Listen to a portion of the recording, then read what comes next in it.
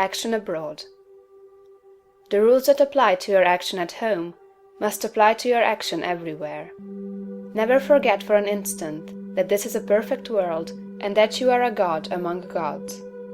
You are as great as the greatest, but all are your equals. Rely absolutely on your perception of truth. Trust to the inner light rather than to reason, but be sure that your perception comes from the inner light. Act in poise and calmness. Be still and attend on God. Your identification of yourself with the All-Mind will give you all the knowledge you need for guidance in any contingency that may arise in your own life or in the lives of the others. It is only necessary that you should be supremely calm and rely upon the eternal wisdom that is within you. If you act in poise and faith, your judgment will always be right, and you will always know exactly what to do. Do not hurry or worry. Remember Lincoln in the dark days of the war. James Freeman Clarke relates that after the Battle of Fredericksburg, Lincoln alone furnished a supply of faith and hope for the nation. Hundreds of leading men from all parts of the country went sadly into his room and came out cheerful and hopeful. They had stood face to face with the Highest, and had seen God in this lank, ungainly, patient man, although they knew it not. Have perfect faith in yourself and in your own ability to cope with any combination of circumstances that may arise. Do not be disturbed if you are alone. If you need friends, they will be brought to you at the right time. Do not be disturbed if you feel that you are ignorant.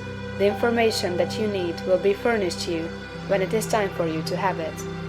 That which is in you impelling you forward is in the things and people you need, impelling them toward you. If there is a particular man you need to know, he will be introduced to you. If there is a particular book you need to read, it will be placed in your hands at the right time. All the knowledge you need is coming to you from both external and internal sources.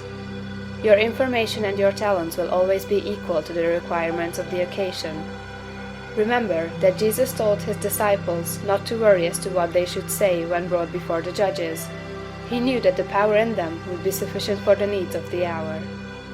As soon as you awaken and begin to use your faculties in a great way, you will apply power to the development of your brain.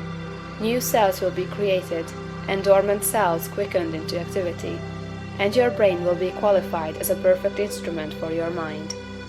Do not try to do great things until you are ready to go about them in a great way. If you undertake to deal with great matters in a small way, that is, from a low viewpoint, or with incomplete consecration and wavering faith and courage, you will fail. Do not be in a hurry to get to the great things. Doing great things will not make you great, but becoming great will certainly lead you to the doing of great things. Begin to be great where you are, and in the things you do every day.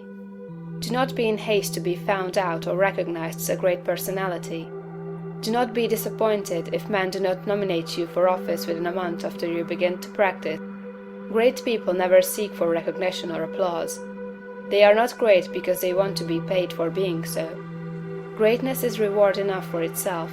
The joy of being something and of knowing that you are advancing is the greatest of all joys possible to man.